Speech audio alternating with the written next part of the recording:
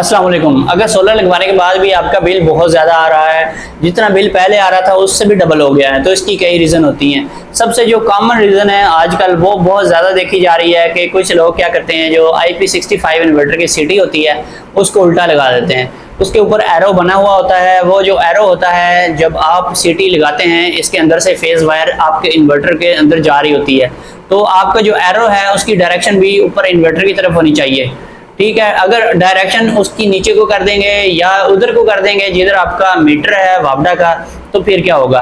फिर ये होगा कि इसमें कई किस्म के फॉल्ट आएंगे। सबसे पहला जो फॉल्ट है वो बाज़ औक़ात ये भी देखा गया है कि इन्वर्टर आपको रीडिंग सही नहीं बता रहा होता, यानी कि अगर आप ग्रिड फीडिंग करवा रहे हैं तो हो सकता है ग्रिड फीडिंग स्टॉप हो जाए और खाली बाज़ औक़ात रीडिंग सही नहीं आ रही होती और बाज़ औक़ात जो नेट मीटिंग है वो भी स्टॉप हो जाती है। आपका सिस्टम जो है वो चलते चलते सोलर को लेना बंद कर देगा और सारा लोड वापडा पे डाल देगा। फिर भी इसकी ये रीज़न होती है कि आपने सीटी जो है वो उल्टी लगाई हुई है। इसके अलावा कई जगहों पे देखा गया है कि उल्टी सीटी लगाने से ये भी होता है कि आपका सिस्टम जो है बैटरी से लेना शुरू कर देता है। वो बैटरीज को डिस्चार्ज कर रहा होता है, वो सोलर की मौजूदगी में भी सोलर को यूज़ नहीं करता, उसको पिक ही नहीं करता। अगर पिक करता है तो उधर से थोड़ा थोड़ा करंट ले रहा होता है और ज़्यादातर वो बैटरी से ले रहा होता है या फिर वापडा से ले रहा होता है। तो ये भी फॉल्ट सीटी उल्टी लगने की वजह से देखा गया है। इसके अलावा वो लोग जिन्होंने सीटी सीधी लगाई होती है लेकिन फिर भी उनमें फॉल्ट आ रहा होता है, तो उसकी रीज़न ये होती है कि उन्होंने सेटिंग में ज़ीरो एक्सपोर्ट टू लोड रखा होता है जबकि उन्होंने सीटी लगाई होती है। जब सीटी लगानी है तो ज़ीरो एक्सपोर्ट टू सीटी को सिलेक्ट करना है। अगर आपने सीटी नहीं लगाई फिर आपने ज़ीरो एक्सपोर्ट टू सीटी को अगर सेलेक्ट कर लिया है तो फिर भी आपका इन्वर्टर गड़बड़ करेगा, उसमें तरह तरह के फॉल्ट देखने को आएंगे। इसके अलावा एक और फॉल्ट भी देखा गया है कि अगर सीटी आपने लगाई हुई है बिल्कुल सही, लेकिन आपने जो सीटी की वायर्स हैं वो सही तरीके से नहीं उसको प्लग इन नहीं किया हुआ है, वो जो 3 या 4 नंबर पे लगती हैं वायर्स, वो अगर सही आपने कनेक्शन नहीं किए तो फिर भी ये फॉल्ट आता है।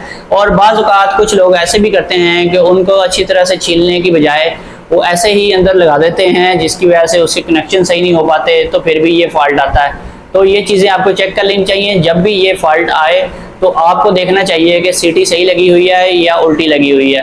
इसके अलावा एक और भी मसला है कि कई लोग क्या करते हैं, फेज़ में सीटी लगाने की बजाय उसको न्यूट्रल में लगा देते हैं।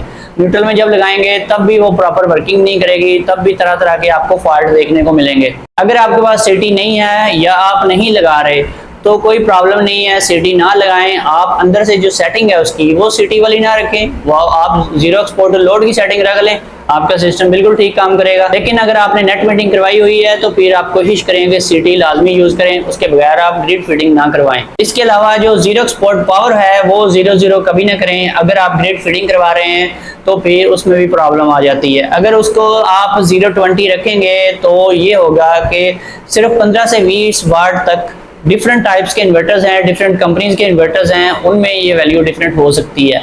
15 से 20 वाट तक जो है उसने वापडा से लेना है और उसने अपना जो सिस्टम है उसको रन करना है और वापडा की यूजिंग को चेक करना है कि कितनी वापडा यूज़ हो रही है और कितनी यूज़ की रीडिंग आ रही है। वो सारी चीज़ें चेक करने के लिए वहाँ पे ज़ीरो एक्सपोर्ट पावर जो है वो 0-20 रखनी इंतहाई ज़रूरी है। वो अगर आप नहीं रखेंगे तो फिर भी प्रॉब्लम आ सकता है, ख़ास तौर पे जब आप ग्रिड फीडिंग करवाते हैं तो फिर इसको 0-0 कभी ना करें। अगर आपने सीटी भी सही लगाई हुई है, सेटिंग भी आपकी बिल्कुल ठीक है, तो फिर भी आपका इन्वर्टर इस तरह के फॉल्ट्स दे रहा है, गड़बड़ कर रहा है, तो फिर एक ही हल रह जाता है इसका। वो आपने क्या करना है, आपने उसकी एडवांस सेटिंग या बेसिक सेटिंग में जाकर उसको आपने फैक्ट्री रीसेट कर देना है। फैक्ट्री रीसेट करेंगे तो आपका जो सिस्टम है उसका सॉफ्टवेयर जो है वो रिफ्रेश हो जाएगा और उसमें जो भी आपने ख़राब सेटिंग की होगी वो सारी एक दफ़ा ख़त्म हो जाएगी और आपका सिस्टम बिल्कुल ठीक हो जाएगा। अगर फिर भी ठीक नहीं होता तो फिर आपने इसको ले जाना है कस्टमर केयर, वहाँ पे जाके इसका सॉफ्टवेयर दोबारा से इसको इंस्टॉल करवाएं तो फिर ये बिल्कुल ओके हो जाएगा। और ज़्यादातर जो IP65 इन्वर्टर्स हैं ये कभी ख़राब नहीं होते, बहुत कम केसेस में ये ख़राब होते हैं। और जब ये ख़राब होते हैं तो फिर आपका सारा कुछ ठीक होने के बावजूद भी ये सही काम नहीं करते, लेकिन ये बहुत ही कम देखा गया है कि जलते हों। IP65 इन्वर्टर जो हैं वो ज़्यादातर तभी ख़राब होते हैं जब आप उसके साथ कोई ख़राब काम करते हैं, उसको बहुत ज़्यादा आप डैमेज करने की कोशिश करते हैं तो फिर ये ख़राब होते हैं। अदरवाइज़ ये चलते चलते कभी ख़राब नहीं होते। या फिर आपने बहुत ज़्यादा हीटेड प्लेस पे इसको लगाया हुआ है तो फिर भी ये ख़राब हो सकता है। लेकिन ये बहुत ज़्यादा कैपेसिटी रखता है, बहुत ज़्यादा टेम्परेचर को बर्दाश्त कर लेता है। लेकिन जो आज का IP21 इन्वर्टर है वो ज़्यादातर जलता सिर्फ और सिर्फ हीट अप होने की वजह से है, और इसका सोल्यूशन एक ही है कि इसको कूल प्लेस पे लगाएं। जो IP21 इन्वर्टर है इसको हमेशा कूल प्लेस पे लगाएं, इस पे लोड कम से कम डालें तो ये कभी ख़राब नहीं होगा। लेकिन जो IP65 इन्वर्टर है, अगर 6 किलोवाट का इन्वर्टर है उसके ऊपर आप इजीली 5 किलोवाट तक का लोड कंटिन्यूस चला सकते हैं, और इसको आप हीटेड प्लेस पे भी लगाएं तो काम चल जाता है, लेकिन चलाना नहीं चाहिए, इसके कंपोनेंट्स भी वीक हो जाते हैं। और कोशिश करें कि इसको ऐसी जगह पे लगाएं जहां पर आपका AC वगैरह चल रहा हो, और फिर आपका जो इन्वर्टर है वो सारी ज़िंदगी ख़राब नहीं होगा। आपको पता है कि जब IP21 इन्वर्टर ख़राब हो जाए और आप इसको वारंटी के बगैर ले जाएं सर्विस सेंटर, तो मिनिमम भी आपसे जो चार्जेस लेते हैं वो 5000 चार्ज कर लेते हैं। और अगर आपका IP21 इन्वर्टर है तो फिर आपसे वो 10,000 से लेकर 15-20,000 कुछ भी वो ले सकते हैं, क्योंकि इसके पार्ट्स जो हैं वो काफ़ी महंगे होते हैं।